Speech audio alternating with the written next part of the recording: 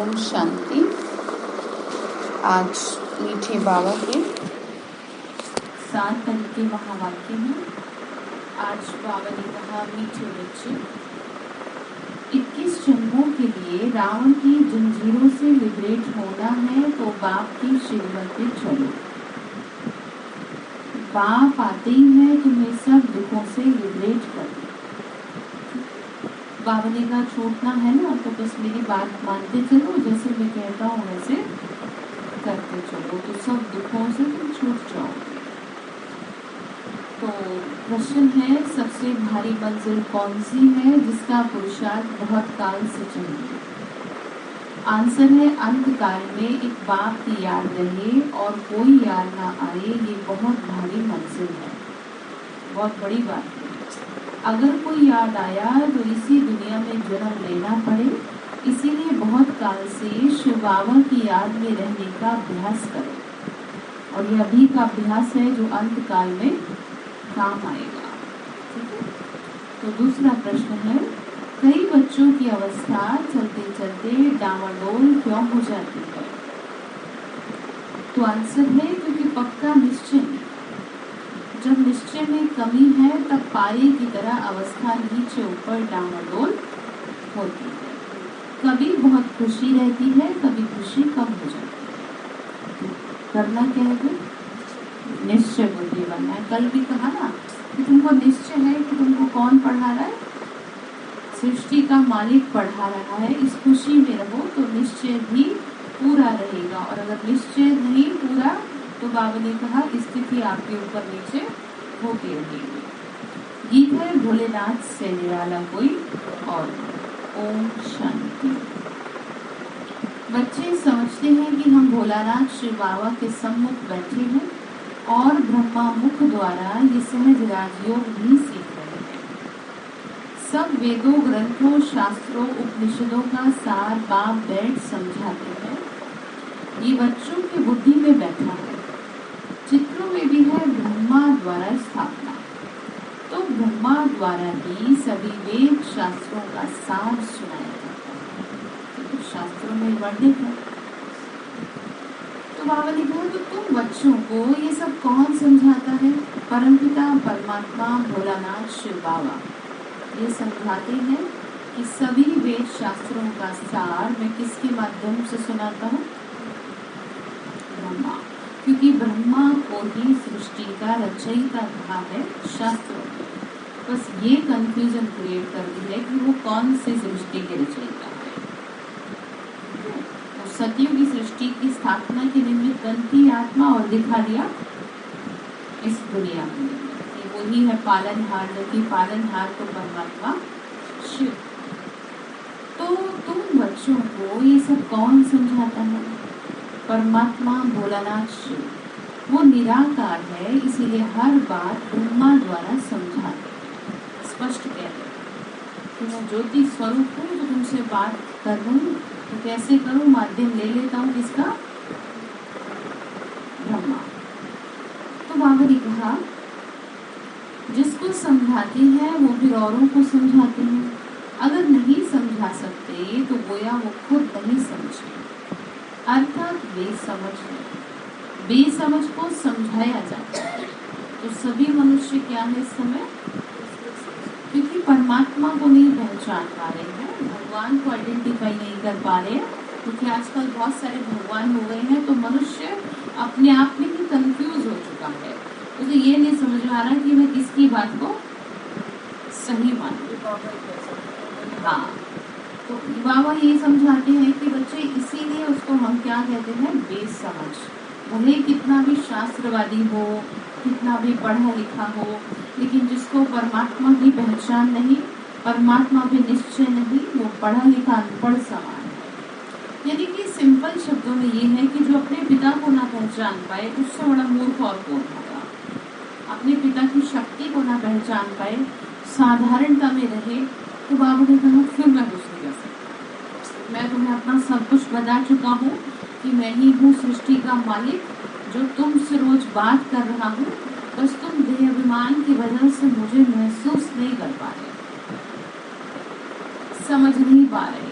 ठीक है। बाप सबको कहते हैं तुम बेसमझ हो। क्यों हो बेसमझ? क्योंकि तुम कुछ बाप को नहीं जानते हो। ठीक है। तुम भारतवासियों ने वर्षा लिया था, सतयुगी स्वराज्य था, फिर रावण राज्य होने से तुमने सब गंवा दिया। रावण राज्य के कारण तुम पतित बेसमझ कंगाल बन पड़े। बावली का सभी आसुरी मत पे ही चलते हैं। तुम समझते हो कल्प पहले हमको बाबा ने समझदार बनाया था। ठीक है, क्या बनाया था? समझदार बनाया था। हम विश्व के मालिक बने थे, अभी हम माया के गुलाम बन पड़े हैं, मतलब विकारों के गुलाम हैं। उनको समझते हैं श्रृंगार है ये हमारा। जो दुनिया में जो भी चीज दिख रही है वो आपको अपना गुलाम बना रही है। आपको ये समझना चाहिए कि ये चीजें आपके लिए नहीं है। ठीक है। जैसे कि मंदिर में आप देखो, मंदिर में कोई ऐसी चीज का यूज होता है कि जो आप करते हैं, स्थूल चीजों का कुछ भी नहीं। सब कुछ देखो दिखाते हैं, देवताओं को भी श्रृंगारा जाता है, उनका भी बिस्तर तैयार किया जाता है, सारी चीजें हैं, लेकिन क्या आपसे मैच करती हैं वो चीजें? बिल्कुल भी नहीं, स्थूल रूप से नहीं करती। ठीक है। स्थूलता नहीं दिखाई देती, दिव्यता दिखाई देती है। भले जैसे श्री कृष्ण के लिए करते हैं तो वो दिव्यता प्रकट कर देती है। ठीक है। तो यहाँ पर ये समझ लेना है कि आपको जो भी कुछ इस दुनिया में स्थूल रूप से दिखाई दे रहा है वो आपको अपना गुलाम बना रहा है, वो आपको अपने अधीन कर रहा है। और जो व्यक्ति किसी व्यक्ति वस्तु पदार्थ के अधीन है वो कभी जीवन में सफल नहीं हो सकता, क्योंकि हमेशा हर किसी को हर चीज तो मिल ही नहीं सकती। ये प्रकृति के विरुद्ध है। किसी का शरीर अच्छा है तो उसके पास सब कुछ अच्छा नहीं है।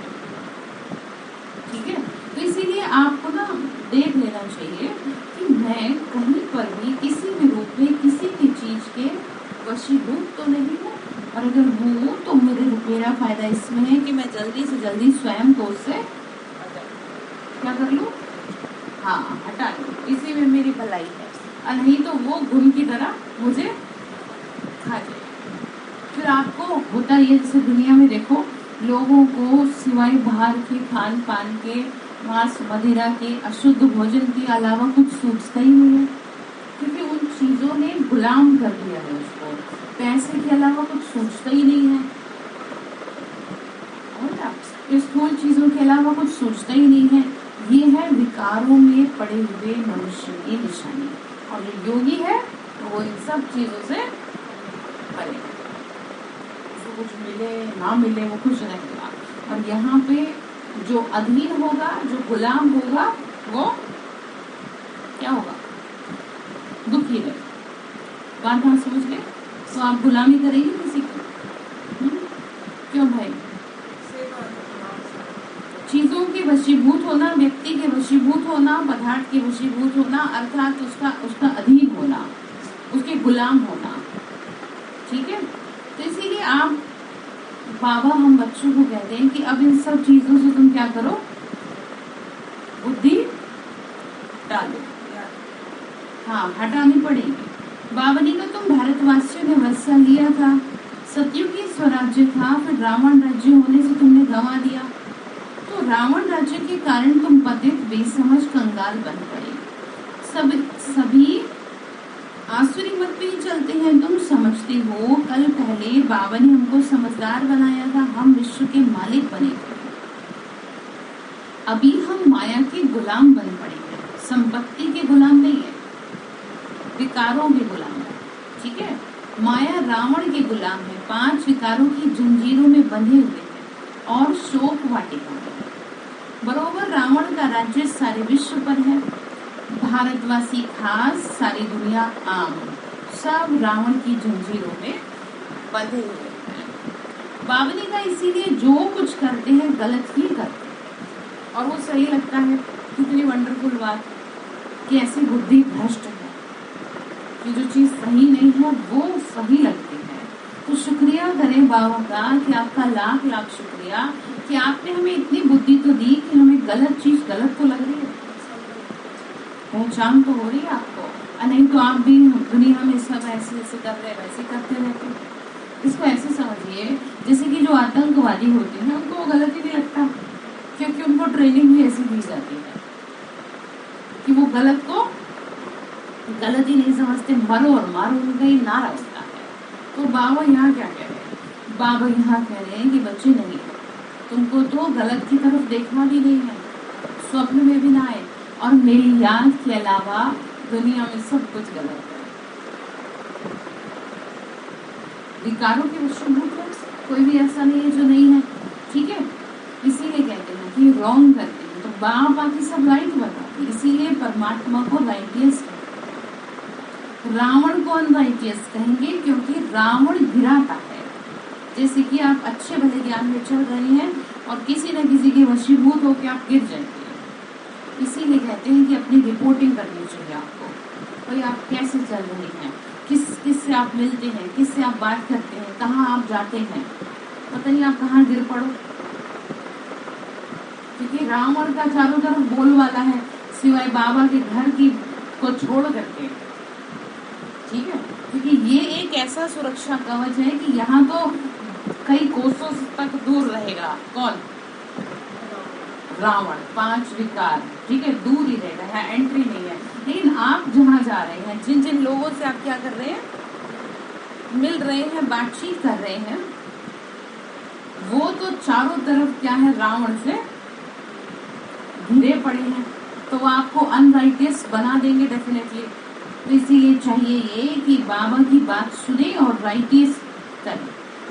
आधा कल्प राइटियस राज्य चलता है, आधा कल्प अनराइटियस। रावण राज्य को झूठी दुनिया कहा जाता है। तुम बच्चे ही जानते हो, ज्ञान सागर परमात्मा शिव हमें समझा रही है ब्रह्मा द्वारा। गाया भी हुआ है सेकंड में जीवन मुक्ति, ऐसे बहुत कहते हैं सेकंड में जीवन मुक्ति, परंतु इस समय सब जीवन बंद में है, खास भारत, क्योंकि बाहर के देशों में लोगों को कुछ मतलब नहीं है, सिर्फ खाना और कमाना, ना अपने जीवन से मतलब है, न ही भगवान से मतलब है, और यहाँ दोनों चीजों से मतलब है। बावनी का जीवन बंद नहीं, सभी किसमें है, खास भारत। भारतवासी ही 1 सेकंड में जीवन मुक्ति का वर्षा लेते हैं। तो अभी तुम बच्चे जानते हो हम भगवान के बने हैं, भगवान खुद कहते हैं तुम हमारे बच्चे हो। कल बाबा ने क्या कहा था, तुम मेरे लड़के हो। हाँ, अब आप समझ लो, बाबा ने कहा तो तुम मेरे, आज क्या कहा, बच्चे हो। जानते हो ईश्वर ही नई दुनिया की क्या कर रहे हैं, स्थापना कर रहे हैं, किसके थ्रू? तो जरूर पुरानी दुनिया में आना पड़ेगा। पुरानी दुनिया को भ्रष्टाचारी कहा जाता है। सभी भगवान को बुलाते हैं कि हमारे जीवन को मुक्त करो, दुखों से लिबरेट करो। मनुष्य जानते नहीं है कि दुख का राज्य कब और कौन स्थापन करता है। सोचते हैं भगवान ने बनाई दुनिया, तभी तो गीत भी बना दिया, दुनिया बनाने वाले क्या तेरे मन में समाई, काहे को दुनिया बनाई। तो वो दुनिया, वो जो गीत है वो असल में है तो खुद की वजह से, और ब्लेम किस पे कर दिए, भगवान पे। मनुष्यों से दिल लगाएंगे तो डेफिनेटली ये टूटेगा, इसमें कोई दो राय नहीं है, इसमें कोई शंका नहीं है। डेफिनेटली आप गिरोगे 101%, कोई नहीं बचा सकता आपको। तो इससे पहले कि आप किसी से क्या ना करें, दिल लगाए ना, किसी भी रूप में ना लगाए, चाहे वो कितनी भी, बाबा ने तो कहा तुम किसी को याद ही मत करो, साफ कह दिया, किसी को मत याद करो, क्योंकि कोई तुम्हें पार नहीं उतारेगा। कौन करेगा, ठीक है। तो क्या कह रहे हैं कि मुक्त करो। तो मनुष्य जानते ही नहीं कि दुख का राज्य कौन स्थापन करता है। अपने ही कर्मों से मनुष्य दुखी है, फिर भगवान के आगे हाय हाय करे।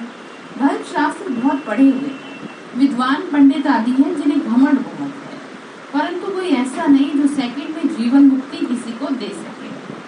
कोई कह भी नहीं सकते कि हम जीवन मुक्ति दे सकते हैं या सबकी सद्गति कर सकते हैं। बाबा ने कहा मैं ही खास भारत और आम सबकी सद्गति करता है। गाया भी जाता है परमात्मा सर्व का सद्गति दाता, ठीक है। सदगति करता हूँ खास भारत की, सभी का लिबरेटर हूँ। किससे लिबरेट करता हूँ? हाँ, विकारों से। अब ज्ञान को ना समझने वाले ये सोचते हैं कि ये तो सब छुड़ा देते हैं, यहीं से निकाल लेंगे उल्टी बात। तो यहीं पर बाबा समझा रहे हैं कि बच्चे नहीं, मैं तुम्हें विकारों से छुड़ाता हूँ, तुम्हें दुखों से छुड़ाता हूँ। अच्छा, थोड़ा सा कॉमन सेंस आप दूसरे को समझा सकते हैं कि आप एक बात बताओ, आपकी कोई चीज छुड़वा करके ब्रह्मा कुमारी संस्था वालों को क्या फायदा मिलेगा? या तो आप उनके साथ रह रहे हो, तब भी हो सकता है फायदा, ठीक है, या बहुत ज्यादा आप मतलब लिंक में हो, किसी भी तरह से कुछ ऐसा नहीं है सिर्फ 1 घंटे के लिए मुरली सुनते हैं फिर अपने घर में ही रहते हैं। आपके जीवन में कुछ भी हो रहा है, इसका फायदा हमें क्या होगा? थोड़ा सा कॉमन सेंस समझ रहे? तो आप ही के जीवन को तो साफ सुथरा बनाए। माँ बच्चे को बचपन से ही अच्छे संस्कार डालती है, माँ को क्या फायदा होगा? उसने तो एक दिन चले जाना है, ठीक है, जीवन तो किसने जीना है? बच्चे ने जीना है। अब अगर उसमें अच्छे संस्कार होंगे तो वो सुखी रहेगा, और उसमें खराब संस्कार होंगे तो उसका जीवन दुखी रहेगा। दुआ तो मिलेगी डेफिनेटली, लेकिन जो मेन रोल है वो तो वो खुद ही करेगा ना। तो यहाँ पर भी यही समझना कि जो मेन रोल है आपको खुद ही चलाना है उसको। इसमें आप कोई चीज छोड़ो ना छोड़ो, आपको नहीं छूटना मत छूटो, पड़े रहो गंदगी में, कोई नहीं उठा रहा आपको, ठीक है, गंदगी में पड़े रहो। और उसी को क्या समझते, जैसे उस शराबी शराब के नशे में नाली में पड़ा है और क्या सोचेगा, मैं तो महल में पड़ा हूँ। तो आज के मनुष्यों की कंडीशन हो है, तो बाबा का तरस आना चाहिए आपको, ठीक है। तो बात समझ में आ गई, दुख से क्या कर रहे हैं? छुड़ा। तो सुख से कोई लिबरेट करता है क्या? आगे बात कि डेफिनेटली आपको दुखों से छुड़ा रहे हैं, आपको सुखों से क्यों छुड़ाएंगे? और ये तो फिर से वही बात आ गई कि थोड़ी बुद्धि से काम ले तो समझ में आए भी। तो बाबा ने कहा वहां भी तो करते हैं दुख से लिबरेट। अच्छा, सुख से कौन करेगा बताना? भारत सुखी था, फिर सुख से लिबरेट कर दुख में कौन लाया? सुख से लिबरेट करने वाला है रावण। वो अतीन्द्रिय सुख में थी आत्मा। अब राम की श्रीमत पे चलने से 21 जन्मों के लिए लिबरेट होते हैं। उसको कहा जाता है जीवन मुक्ति या सद्गति। बच्चों की बुद्धि में अब बैठा है बरोबर जीवन मुक्ति। जीवन मुक्ति था, भारत जीवन मुक्त था, और तभी क्या था? वो सुखधाम था, ठीक है। भारत कैसा था? जीवन मुक्त था तो सुखी था, सद्गति थी उसकी, सुखधाम था। और अब भारत कैसा है? जीवन बंद, कष्टों में है जीवन, बेहद का क्वेश्चन हो जाता है। तो बाप बेहद की ये सब बातें सुनाएंगे ना, तो जो हद के मनुष्य तो जानते ही नहीं है, न स्वर्ग को न नर्क को, वह तो सब कल्पना समझ लेते हैं। जीवन मुक्त तो कोई बन नहीं सकेंगे, ये तो अविनाशी बना बनाया ड्रामा है, इसमें कोई चेंज नहीं हो सकता। बावनी का मुख्य है शिव बाबा, उसको क्रिएटर डायरेक्टर भी कहते हैं। ब्रह्मा विष्णु शंकर का भी पार्ट है, जगदम्बा जगत पिता का भी पार्ट है, देवी देवताओं का भी, सबका अपना अपना पार्ट है। अब आपके लिए चाहिए ये कि आप सभी के पार्ट को स्वीकार करें, किसी के भी पार्ट में क्वेश्चन ना उठाए, यही ज्ञान, ठीक है। बाबा ने कहा फिर इस्लामी बौद्धि का भी अपना अपना पार्ट है, वही पार्ट फिर सबको बजाना है। फिर पार्ट एक ही, बाबा ने कहा फिर पार्ट में एक धर्म हो जाएगा, सब अपना अपना खत्म करेंगे काम और फिर एक हो जाएगा। फिर दूसरे धर्म वाले अपने समय पर अपना पार्ट रिपीट करेंगे। तो अभी तुम जानते हो इस समय ब्राह्मण कुल की रिपीटिशन है। प्रजापिता ब्रह्मा से ब्राह्मण कुल की स्थापना होती है, उनको ब्राह्मण संप्रदाय कहा जाता है। क्राइस्ट से क्रिश्चियन संप्रदाय की रचना हुई। परमपिता परमात्मा ने ब्रह्मा और ब्रह्मा द्वारा ब्राह्मण संप्रदाय रची, जिसको क्या नाम दिया? हाँ जी, क्या नाम दिया? ब्रह्मा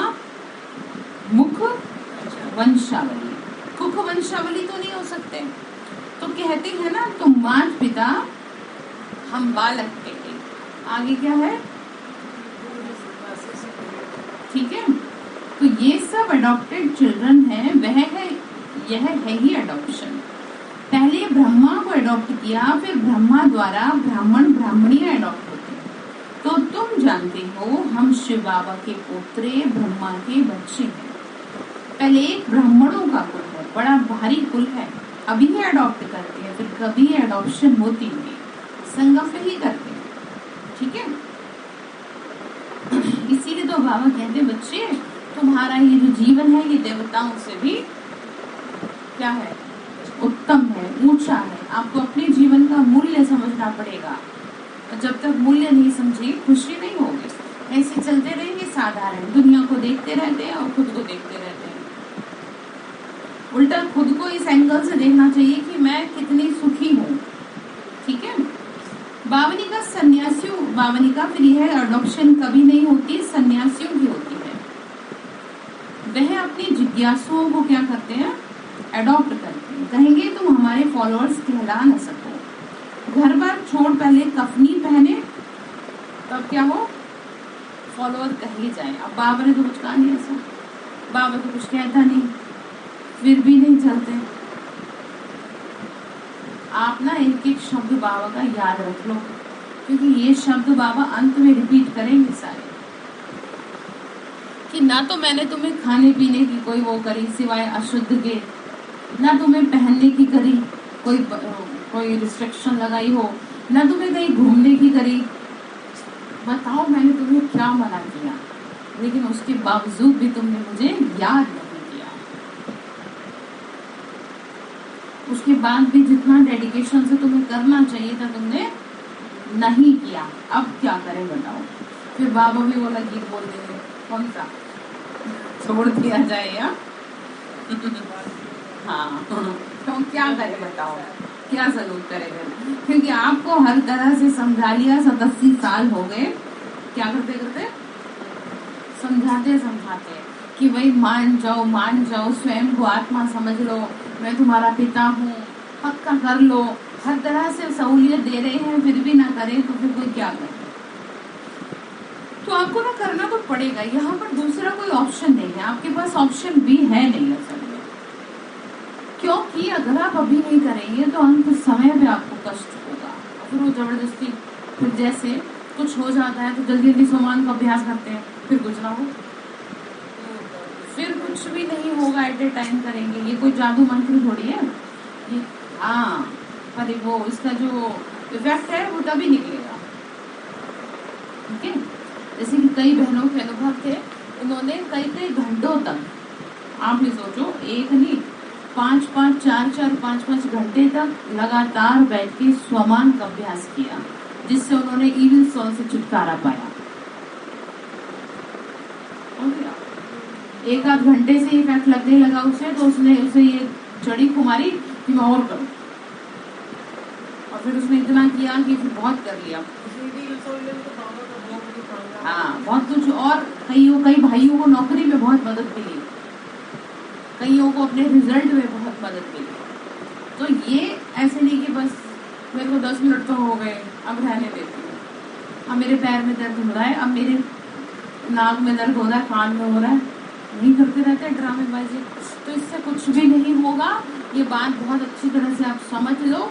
अगर आपको जीवन में सफलता चाहिए तो आपको घंटों बैठ के अभ्यास करना पड़ेगा। मैंने खुद किया है, औरों को तो छोड़ो। मैंने आपको बताया था ना कि जिस समय मैं लॉ कर रही थी उस समय बाबा ने कह दिया था कि जितने नंबर चाहिए उतने सुदर्शन चक्र गिराओ। और सुदर्शन चक्र तो सोमान से भी टफ है। सोमान में तो एक ही क्या है, एक ही लाइन है, और उसमें तो 5 स्थिति में आपको खुद को क्या करना पड़ेगा, स्थित करना पड़ेगा। तो उसका परिणाम ये रहा कि कॉलेज टॉप किया। तो अब आप देख लो कि अब आपको चाहिए कि भाई मेरे घर में इस आत्मा का कल्याण होना चाहिए, अब मैं थक गई इससे, तो बैठ जाओ, मैं विश्व कल्याणकारी आत्मा हूँ या मैं महान आत्मा हूँ, 2 में से एक ले लो। घंटों बैठ करके करो अभ्यास, ऐसा हो नहीं सकता। मैं लिख के दे सकती हूँ आपको कि कुछ इफेक्ट ना नहीं। ठीक है, तो क्या कह रहे हैं फिर बाबा ने कहा, तो यहाँ उसकी तो बात है नहीं कि कफनी पहनो या कुछ भी, आपको क्या कर रखा है कि कुछ मना कर रहे हैं, या तुम हो ब्राह्मण, तुमको यही सच्चा सहज राजयोग का रास्ता सबको बताना, कुछ ना कुछ समझाना है। 1 सेकंड में बाप से वर्षा मिलता है। बाबा ने कहा कुछ ना कुछ तो समझाओ। परमात्मा से जरूर मुक्ति, जीवन मुक्ति का वर्षा मिलेगा। शिव बाबा को ही याद करना। सब आत्माओं का बाप है शिव, ठीक है। बाबा ने कहा फिर उनको ही आपको क्या करना है बताओ, याद करना है, ठीक है। तो तुम क्या बन जाएंगे, स्वर्ग के मालिक बन जाएंगे। लौकिक बाप को याद करने से स्वर्ग के मालिक नहीं बनेंगे, ठीक है। भाई घर में रहो, परंतु क्या करना है, शिव बाबा को याद करो। हम आत्मा शिव बाबा की संतान है, इस निश्चय में रहना है, ठीक है। पूरा निश्चय ना होने से अवस्था डावाडोल होती है। जैसे पारा होता है ना, तो अभी तो खुशी का चढ़ता है और अभी भूल जाएंगे। तो अभी बाबा कहते हैं तुमको तो वापस चलना है, अब नई खाल लेंगे। पुनर्जन्म लेते आए हैं ना, तो सबके लिए पुनर्जन्म की बात नहीं होती, वो तो दूसरी ले लेते हैं। तो वैसे तुमको भी बदलनी है।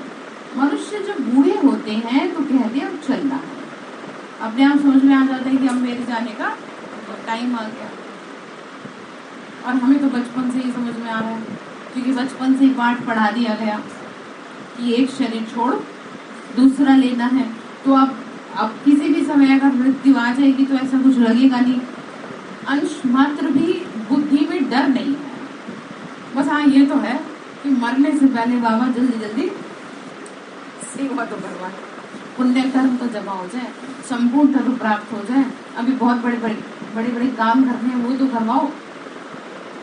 नहीं तो दोबारा जब जन्म लेंगे तब तो बड़े होने में क्या लग जाएगा, टाइम लग जाएगा, कैसे होगा फिर। तो ये आपको रहना चाहिए कि बाबा मुझे क्या बनना है बताओ, संपूर्ण बनना है, ठीक है। ये नहीं बाबा मुझे बहुत पैसा कमाना है, कुछ नहीं है मूल्य पैसे का, ध्यान रखो। अपने आप आपको वो जरूरत के हिसाब से देता रहेगा। आश रखो संपूर्ण बनने की, ठीक है। क्योंकि आप थोड़ा सा ना प्रैक्टिकल चलो, थोड़ा सा प्रैक्टिकल चलो, ज्यादा नहीं करो। आप ये सोचो अगर अभी आत्मा ने शरीर छोड़ दिया तो मेरे को क्या मेरे पास रहेगा। ये पुण्य कर्म है जो अब आप कर रहे हो, इसके बिहाफ पे कम से कम दूसरा जन्म तो सेफ है आपका। और अगर आप लग गए पैसा कमाने में तो क्या होगा, और फिर ना तो इधर के रहेंगे ना उधर के रहेंगे, ठीक। तो बैलेंस रखो। ये भी नहीं कह रहे कि भाई आप छोड़ छाड़ के बैठ जाओ, क्योंकि बाहर में रहते हैं दुनिया में तो पैसा भी कमाना है, लेकिन ऐसा नहीं कि उसके अलावा आपकी बुद्धि में कुछ चलेगा, ठीक है। पैसे को सेकंड प्रायोरिटी दो, ठीक है। सारी चीजों को सेकंड प्रायोरिटी दो, फर्स्ट प्रायोरिटी ज्ञान और योग और सेवा, उसके बाद है सारे काम। तब तो आपका बाल भी बाका हो नहीं सकता और आप बहुत आगे चले जाओगे, इस बात की गारंटी है। इसी से दूसरा परमार्थ से भी व्यवहार से, ठीक है। तो बाबा ये कह रहे हैं कि बच्चे आपको इस बात का ध्यान रखना है। बाबा ने कहा तो तुम जानते हो हम पुनर्जन्म लेते आए हैं, तो तुमको भी एक शरीर छोड़ दूसरा लेना है। बाबा ने कहा अभी हम बालक बनने वाले हैं, उनको पता है कि अभी हम ये शरीर छोड़ बालक बनेंगे, फिर सतो प्रधान शरीर मिलेगा। पुराने शरीर को जड़जड़ीभूत कहा जाता है। इस समय भले ही जवान है, लेकिन क्या हो चुका है, शरीर और आत्मा जड़जड़ीभूत अवस्था को प्राप्त हो रही है। आपने देखा है ना, पेड़ को देखा है, कई पेड़ होते हैं उसमें ऐसे अंदर से हो रहे हो आप। अंदर की जो आपकी सिचुएशन है ना, वो ये है जो आपको बाहर से नहीं दिख रही है। दुनिया भी पहले नई होती है, फिर कला कम होती जाती है, इसीलिए 4 भाग रखे गए हैं। कहते हैं कल्प की आयु तो बहुत बड़ी है, कल्प में 84 लाख योनियां लेनी पड़ती हैं, तुमने तो कल्प को ही छोटा कर दिया, ऐसे कहते हैं दुनिया वाले। फिर देखो, फिर बाबा ने कहा फिर दुख देखो कितना है। लाखों वर्ष आयु लगाने से 84 लाख जन्म होते होंगे। ये बाबा बैठ समझाते हैं, बच्चे कभी भूलना नहीं चाहिए, ठीक है। स्टूडेंट टीचर को कभी भूलते नहीं। तुम तो जानते हो हम पढ़ने आते हैं ईश्वरीय क्लास में, मुरली सब सेंटर्स वाले सुनते हैं, पढ़ाने वाला तो ज्ञान का सागर, ठीक है। उसी को ज्ञान का सागर कहते हैं। पतित पावन सर्व का सद्गति दाता कहते हैं। बाबा ने कहा सर्व अर्थात भारत और सभी खंड आ जाते, ठीक है। क्या कह रहे बाबा? सब खंड आ जाते हैं, सब में तुम हो ईश्वरीय संतान, तुम ईश्वर द्वारा जितना पढ़ेंगे उतना ऊंच पद पाएंगे, ठीक है। पढ़ाई भी बड़ी सहज है, सिर्फ 2 अक्षर याद रखने हैं। तुम कोई को भी कह सकते हो कि बेहद के बाबा को याद करो और तुमको स्वर्ग में बेहद का सुख मिलेगा। बस एक को याद करो, ठीक है। सबसे बुद्धि हटा दो। बाबा ने कहा बस एक को याद करो। अंत काल में अगर कोई दूसरा याद आएगा तो जो स्त्री सिमरे ऐसे जन्म ले जाएंगे। बाबा कहते हैं मंजिल बहुत भारी है, इसीलिए आज शब्द यूज किया ना बाबा ने कहा ना कि अंतिम समय के लिए आपको मुझे याद करना।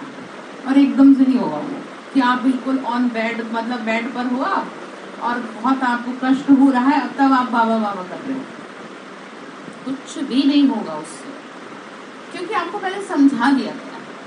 जैसे कई लोग जब बिस्तर पे आ जाते हैं तब गीता का पाठ करवाते हैं लोग घरों में, शास्त्र करवाते हैं, जबकि ऐसा नहीं होता। जब तक वो आत्मा अंदर से खुद से ना करे तब से नहीं होता। तो ऐसे कईयों के अनुभव है। जैसे कई लोग बेड पे थे तो उनको कराया गया, उनको बताया, मैंने बोला कि आप जो है उनको सिखाओ कि आप शिव बाबा अंदर अंदर करते रहो। कोमा में चले गए, थोड़ा बहुत किसी तरह उनको होश आ रहा है तो उनको आप अंदर रट्टा लगवाओगे तो धीरे धीरे आत्मा को कहते हैं बड़ा सुकून मिलता है उससे। तो एकदम से नहीं होगा। बाबा ने कहा ये ना बहुत भारी मंजिल है और इसमें ना आपको लंबे काल का अभ्यास चाहिए, क्योंकि तुमने धीरे धीरे स्वयं को पतित किया है, इम्प्योर किया है, तुमने अपनी शक्ति को नष्ट किया है। अब ऐसी तो कोई जादू की छड़ी नहीं जो तुम पे घुमा दूं और सारी शक्ति वापस आ जाए, ऐसे नहीं हो सकता। आपको धीरे धीरे करनी पड़ेगी, ठीक है। सावधानी से सीढ़ी पर संभल कर चलना, वही आ गई ना बात। एक दो को सावधान करते रहना, शिव बाबा को याद करते रहो। बाबा बैठ बच्चों को समझाते हैं, बच्चे गुरुओं का भी मुझे क्या करना है, उद्धार करना। तुम माताओं द्वारा, तुम माता गुरु बगैर कोई का भी उद्धार नहीं होता। इसीलिए देखो बाबा की सेवा करने वाली बहनें होती हैं, ठीक है, माताएं बहनें ही हैं जो बड़े बड़ों का उद्धार कर रही हैं। लाने वाली वही होती हैं जो देख रहे हैं मधुबन में हो रही है, साधुओं का सम्मेलन होता है तो बहनें तो लाती हैं। तो माताओं को ही निमित्त रखा जाता है, जगदम्बा मुख्य है। उनका देखो कितना प्रभाव है। ब्रह्मा का इतना नहीं है, सिर्फ पुष्कर में मंदिर है, वहां पर बहुत करके पुरुष ही जाते हैं, अम्बा का बहुत मान है, ठीक है। और जबकि सबसे मुश्किल माना जाता है साधुओं को ज्ञान में चलाना, क्योंकि ऑलरेडी वो इतने ज्यादा शास्त्रवादी होते हैं, उनको उनकी बात से संतुष्ट करना और अपना काम भी कर देना। लेकिन उद्धार अगर बाबा को करना है तो वो कोई ना कोई तरीका निकाल लेते हैं। तो बाबा ने कहा मान बहुत है। जहाँ तहाँ देवियों के मंदिर पर बहुत मेले लगते हैं, गुरुओं की मत पे चलते चलते बहुत धक्के खाए हैं, फायदे में कुछ नहीं हुआ, कुछ भी नहीं, उल्टा थक गए, भगवान को ढूंढते ढूंढते थक गए। तो इसीलिए बाबा ने कहा तुम ऐसों का उद्धार करो जो मुझे ढूंढ रहे हैं। तो बाबा ने कहा उतरती कला होने से भारत तो पतित बनता ही है, वापस कोई जा नहीं सकता। तुम समझ गए हो ना, जो भी मनुष्य मात्र है सब पतित है, जर्जरीभूत अवस्था में है, उसमें सब आ जाते हैं। इस दुनिया में मनुष्यों को कितना दुख है, कदम कदम पर दुख ही बढ़ रहा है। और जैसे जैसे दुनिया में दुख बढ़ेगा वैसे वैसे आपको क्या चाहिए? हाँ जी, क्या करेंगे बताओ? अपनी अवस्था को मजबूत बनाना पड़ेगा आपको। और ये निशानी है, बाबा ने कहा जैसे जैसे बाहर में दुख बढ़ेगा वैसे वैसे आपकी खुशी बढ़ेगी, क्योंकि आपको पता चलेगा ना अपनी स्थिति का। क्योंकि अब आप सुख की चाहना तो कर नहीं सकते, क्योंकि आपको ऑलरेडी सारी चीजें समझा दी गई है कि क्या होगा। अब आप ये तो सोच नहीं सकते भाई मेरे को सबसे सुख मिले, और मुझे तो लगता नहीं कि अब किसी को सुख की चाहना होगी, कि रिश्तेदारी नातेदारी या मेरे शरीर से XYZ कुछ भी, तो बाबा ने कहा इसीलिए तुमको तेजी से अब आगे की ओर बढ़ जाना है। तो तुम समझ सकते हो ना क्या हो रहा है। बाबा ने कहा दुख बढ़ता ही जाता है। तुम बच्चे समझते हो, बाहर तो बिल्कुल बेसमझ है, बाप को जानते ही नहीं। कहते भी हैं तुम माता पिता, जरूर वो स्वर्ग रचने वाला है जो होकर जाते हैं, फिर उनका गायन चलता है। तो भी स्थापना हो रही है स्वर्ग। जब स्वर्ग था तो दूसरा कोई नहीं था, तो अब दूसरे सब है और बस यही धर्म नहीं है, फाउंडेशन ही नहीं है। अब वह जो देवी देवता धर्म था फिर से स्थापना हो रही है। आधा कल्प तक फिर और कोई धर्म निकलते नहीं, एक ही धर्म रहेगा। आधा कल्प सूर्यवंशी चंद्रवंशी राज्य है। यह है तुम्हारा ईश्वरीय जन्म सिद्ध अधिकार, हेविनली गॉड फादरली बर्थ राइट। हम अपने स्वर्ग की स्थापना कर रहे हैं, राज्य करने के लिए लायक बन रहे हैं, वही हमको पढ़ा रहे हैं और पढ़ा के हमको लायक बना रहे हैं। रोज रोज समझाते हैं पक्का करने, समझाते हैं माया तुम्हें याद करने नहीं देगी। तुम कितनी भी कोशिश करो, बाबा को याद करने के लिए तो युद्ध चलती है ना, ठीक है। तो बाबा बैठ रास्ता बताते हैं कि क्या करो। तुम कर्मयोगी भी तो हो। हाँ, बच्चे आदि तंग करने लगते हैं और नर्क है, दुख देने वाली संतान है, तो वहां तो होती है सुखदायी संतान, ठीक है। तो क्योंकि सुखधाम है तो वहां कोई ऐसी चीज नहीं होती जिससे दुख व मैलापन हो। यहाँ तो कितना दुख है, बीमारियां भी कैसी गंदी गंदी निकलती हैं। आगे थोड़ी थी, कैंसर की बीमारी का नाम भी नहीं था, स्वर्ग में तो कोई बीमारी होती नहीं, बाबा ने कहा। अब आसुरी राज्य है, अब आसुरी राज्य शुरू होता है तब ये गंदी बीमारियां शुरू होती हैं। ये भी ड्रामा है। बीमारी नेगेटिविटी का प्रतीक है, विकारों का प्रतीक है। तो जितना ज्यादा विकारी होगा, विषय वासनाओं में रहता होगा, उसको उतनी ही अत्यधिक बीमारियां घेरेंगी, ठीक है। तो अब चाहिए ये कि अगर किसी को लगता है कि मुझे बहुत ज्यादा शरीर में कष्ट है तो बहुत ज्यादा ज्ञान योग करना चाहिए। तो हो सकता है इस जन्म का ना हो तो पीछे के विषय विकार हो जो क्या कर रहे हो, तंग कर रहे हो, जो घेरे। तो इसीलिए बाबा ने कहा क्योंकि ये सब तो बहाने, नाम है बीमारी का। असल में आत्मा को कष्ट देना है कर्म भोग के, वो कर्मों का, जैसे कर्म भोग है, ठीक है। तो आगे थोड़ी था, बाबा ने कहा ये ड्रामा बना है, स्वर्ग में कितनी सुंदर गायें होती हैं। तो कहते हैं कृष्ण के पास अच्छी अच्छी गायें थी तो उनका भी ग्वाला, तो उनको भी ग्वाला बना दिया। कृष्ण कोई ग्वाला थोड़ी था। तो कहेंगे शिव बाबा ने चैतन्य भूम गायें चलाई है, हम कौन है, ठीक है। तो ज्ञान घास खिला रहे हैं बाबा, ज्ञान का कलश माताओं पर रखा है। तो कहते हैं मैं जो सुना रहा हूँ ना वही सुनो। पहली बात मन बना भाव, मुझे याद करो तो पाप भस्म हो, तो खुशी रहे, नशा रहे। यह है बहुत सहज उपाय, ठीक है। अच्छा, मीठे मीठे सिक्के लगे बच्चों प्रति माता पिता बाप दादा का याद प्यार और गुड मॉर्निंग। रूहानी बाप की रूहानी बच्चों को नमस्ते। हम रूहानी बच्चों की रूहानी माता पिता बाप दादा को नमस्ते। नमस्ते बाबा, नमस्ते। शुक्रिया बाबा, शुक्रिया शुक्रिया। तो धारणा के लिए मुख्य सार है, बाप की श्रीमत पर सबको रावण की जंजीरों से मुक्त कर जीवन मुक्ति का वर्षा दिलाने की सेवा करनी है, सेवा करनी है। दूसरी पॉइंट है, बाप से ही सुनना है, बाकी जो कुछ सुना है उसे भूल जाना है। मंजिल भारी है इसीलिए एक दो को सावधान कर दे, बाप की याद दिलाते उन्नति को पाना है। एक दो को क्या करना है, किस लिए? बाबा ने कहा मंजिल भारी है अंतिम समय के लिए, ठीक है। एक दो को याद दिलाते रहने क्योंकि अगर याद सही से नहीं रखेंगे तो बाबा ने कहा ही जाओगे, फिर जिनसे छूटना चाह रहे हैं फिर उन्हीं के बाद चले जाओगे।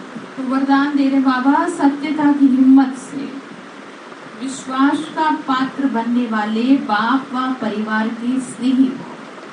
सत्यता की हिम्मत से विश्वास का पात्र बनने वाले बाप व परिवार के स्नेही भाव। विश्वास की नाव सत्यता है, दिल और दिमाग की ऑनेस्टी है, तो उसके ऊपर बाप का, परिवार का स्वतः ही दिल से प्यार और विश्वास होता है। विश्वास के कारण फुल अधिकार उसको दे देते, वे स्वतः ही सबके स्नेही बन जाते हैं। इसीलिए सत्यता की हिम्मत से विश्वास पात्र बने। ठीक है, सत्यता बहुत जरूरी है हर संबंध में। बाबा ने कहा, सत्य को सिद्ध नहीं करो लेकिन सिद्धि स्वरूप बन जाओ तो तीव्र गति से आगे बढ़ते रहे। ठीक है, तो स्लोगन है, सबसे अधिक धनवान वह है जिसके पास शांति व पवित्रता का खजाना है। ठीक है, जिसके जीवन में इस समय शांति है वो सबसे ज्यादा संपत्तिवान है, क्योंकि शांति और पवित्रता को आप खरीद नहीं सकते। ठीक है, क्या समझ में आया फिर आपको? बाबा ने आज हम बच्चों को समझाया ना कि आपको क्या करना है, अपनी है, हाँ, बाबा ने कहा अपने आप को किसी के गुलाम, माया ने इस समय सबको क्या बना दिया, सबके चीजों के, व्यक्ति, वस्तु, विकारों के गुलाम बना दिया। तो आपको क्या चाहिए कि आप अपने आप को किसी के भी गुलाम बना दे। अब आप देख लो, अब आप ये देख लो कि बाबा मुझे कितना प्यार से समझा रहे हैं, और अगर अभी भी मैंने बुद्धि नहीं निकाली तो इसमें मेरा भयंकर नुकसान है। ठीक है, अच्छा, ओम शांति।